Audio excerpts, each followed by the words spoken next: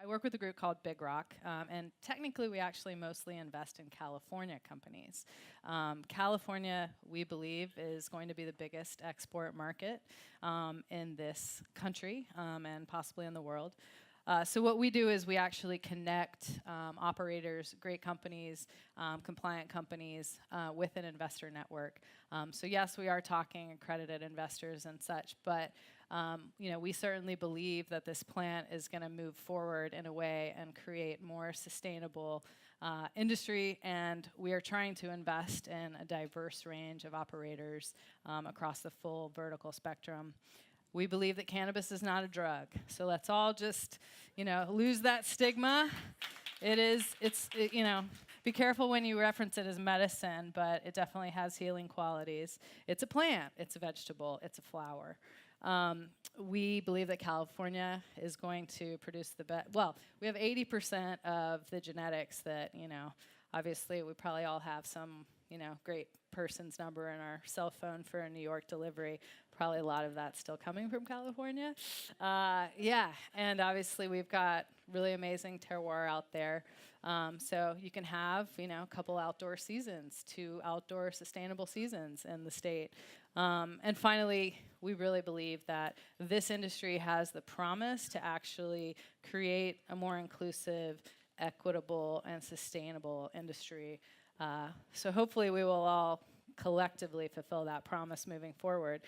I'm going to try and be a little bit more positive about where we're going. There are a lot of, the regulatory nonsense has been really dramatic in California, and I wasn't as aware of, Christine shared a lot of really great context with what's going to, you guys are going to need to advocate for in New York. But there's a lot of positivity to moving into a regulated market. We get to start having conversations with people that we never would have talked to about this plant in the past. So while there is a lot, that we have to get past, there's also a lot of great opportunity to bring in new demographics and have conversations with our elders and our children in a way that we never could before. So a little bit about us. We have deployed about $30 million into the full vertical ecosystem across 20 different companies, mostly in the seed stage. We also serve as advisors to a huge range of companies, and we have already seen an exit. So while this is a new industry, there are moves happening that are going to allow for investors to see liquidity, but we're actually more focused on working with companies from the foundation up. So we've really started with mostly seed stage companies that are in the early stages. So I'm going to talk a bit about what it means to be a new entrepreneur and a founder, how you can create a company that is viable for investment, and how you think about actually being employed by those companies. So we work with a full vertical. We have some cultivators. We do work with High Times. I believe you can go invest in them right now before they go public.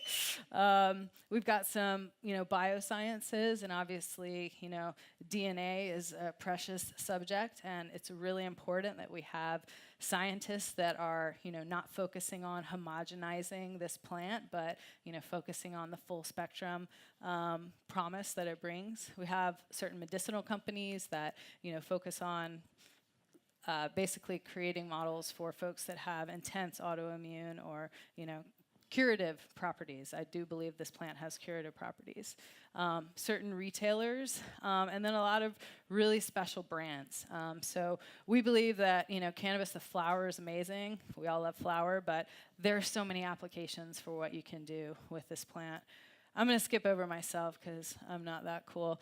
I had worked in various different careers, and kind of, I'm gay. So when it came to coming out, I just wanted to say that all of us are advocates. If you support this plant, try and be as forward with it as you can.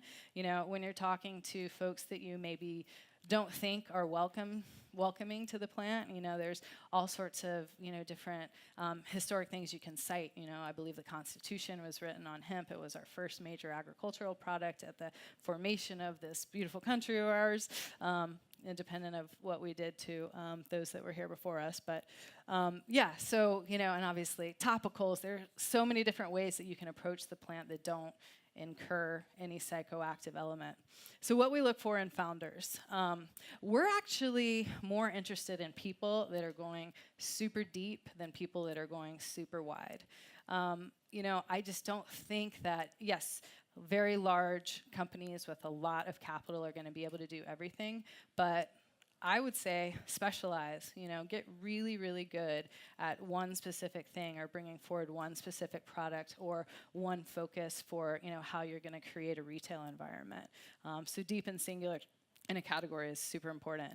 Cannabinoid agnostic. We talk a lot about THC in the world. We talk a lot about CBD. There are over 100 cannabinoids and hundreds of terpenes. CBN is fantastic for sleep, and you can actually derive it in some cases from hemp as well as from cannabis. I'm not going to get into the difference, but there's so much promise for this plant, and we're really just touching the precipice at this point. Differentiated products. So I touched on, how we like, to kind of go deep, and we also like to work with folks that are not just focused on, flower or vape. We have a tea company. We have a company that makes, super tasteful tinctures that you can just drop in your wine glass. It's really interesting to see the full scope of what we can do with the plant. We look at companies that are going to be around for the long term and that can sort of sustain the occurrence of the commoditization that unfortunately would happen with any major agricultural product. And we focus on companies that are going to have broad synonymy in the world, not just localized in any one geographic location. What we look for in founders. So basically, I touched a bit on differentiation. In terms of organization, when you're actually approaching an investor or employees or new potential co-founders, you want to be really organized. You want to have all of your documents, your data room in play. You want to make sure that you're tested on your projections year over year, and have a brand that's pretty special. I think experience trumps education. It is compelling when you see that there's a CSO, a science officer, that has a PhD. But for us, experience is everything. And, as David touched on, obviously, there's certain, big companies that may have something to bring to the space, but, having engaged with startups and upstarts is really important. Surround yourself with great people that you trust. Don't make it just about a friendship. Make it about a value add and a copaesthetic, opportunity to build a company. And when you're bringing on new team members, give them equity if they're bringing something real to the table, and create a fair vesting schedule for them. Reflect the diversity of your environment and your workplace. I can't tell you how annoying it is to walk into a place where there's only males trying to sell me something specific to. There's so many female-driven companies that are set up by men, and I just don't trust that product. And being in a place that's really diverse, like walking into a homogenous environment, it's not really the right business practice. You're not going to be able to, create any trust within that person. So it makes business sense, right, to hire within your community. Know your target audience. So a lot of folks kind of come to us without really knowledge of what we do, and maybe they're at the ideation stage where they just have an idea and they're like, cannabis is going to be awesome, and like we're going to make so much money. Well, cannabis is awesome, but it's all of our plant. It's not just one individual that should be compelled and propelled forward by it. So when you're in the ideation stage, you should be talking to your friends and family. You should be talking to active angels. Once you get to growth where you actually have sales, where you actually have a history to point to, that's when you should start approaching private equity, family offices. And then once you get several years behind your belt of positive EBITDA and you're actually performing well, then it's okay, let's start thinking about, do we want to approach an investment bank and think about the Canadian exchange, or hopefully eventually the New York exchange? But a lot of companies are going to remain private, and that's great. There's so many, the hospitality model, the bar model, there are going to be regional dispensaries that are going to do really well on their street corner and their local demographic delivery services, regional, high-end products. So, that's great too. Create a culture of compliance, super, super important. Every state is different, so it gets a little tricky when you have, a product that you're trying to nationalize. But compliance is so important, and unfortunately, all of us in the industry have to become experts. So you are going to, in essence, sort of become a law clerk or a paralegal as you approach this industry. So visit town halls, get to know your local politicians, support your neighbors when they're on the permitting path, show up for them, and they'll show up for you. And there are a lot of lawyers that are available pro bono, so definitely, create good relationships there. And then investor-friendly focus. Your investors, the first people that you take in, likely can live with you through the lifeline of your business.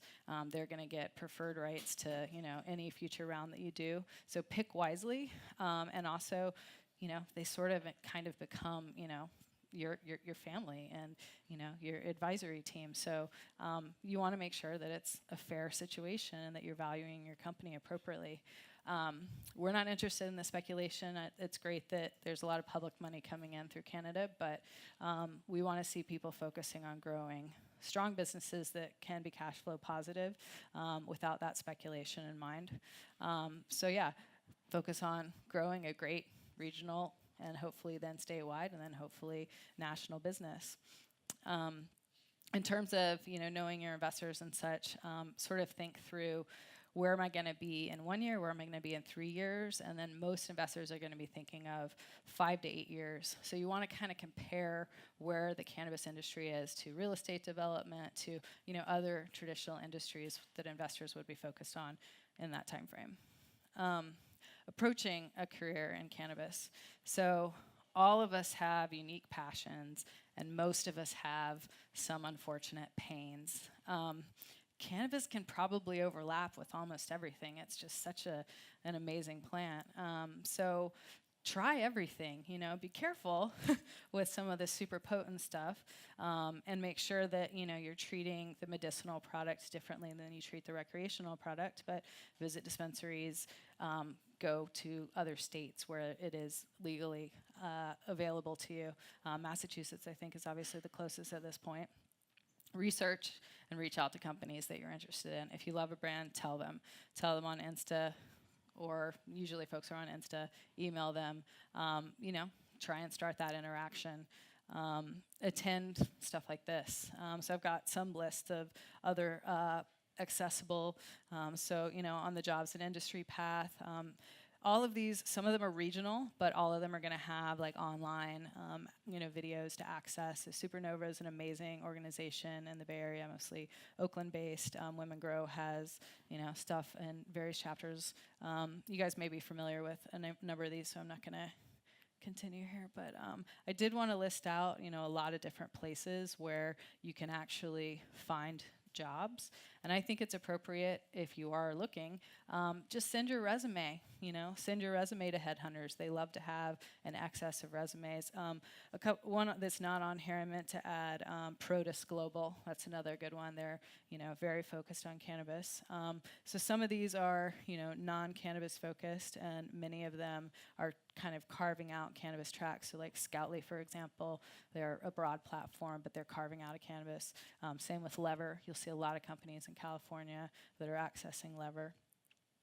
Vangst is, kind of a big cannabis-focused platform that's can be a little pricey. There's, in addition to Flower Hire, Cali Weed Jobs, there's going to be NY Weed Jobs is coming as well. So that's just a job board. It doesn't cost you anything to apply for jobs there and to, load your resume up. I also wanted to share, in terms of the context of, how you're actually approaching the industry. There's just so much leaning in that we all can do. And at the end of the day, even though California and New York and certain states are going to have a really big addressable market, if you work in marketing, if you work in, I think Christine really summed it up really well with how collectively there's just so much job opportunity. I think 400,000 or some jobs are expected to be created between now and 2020. But at the end of the day, there is a place for everybody in this space, and starting to just, really create a huge wealth of information now is going to have huge dividends moving forward as New York comes to market. So, thanks, guys.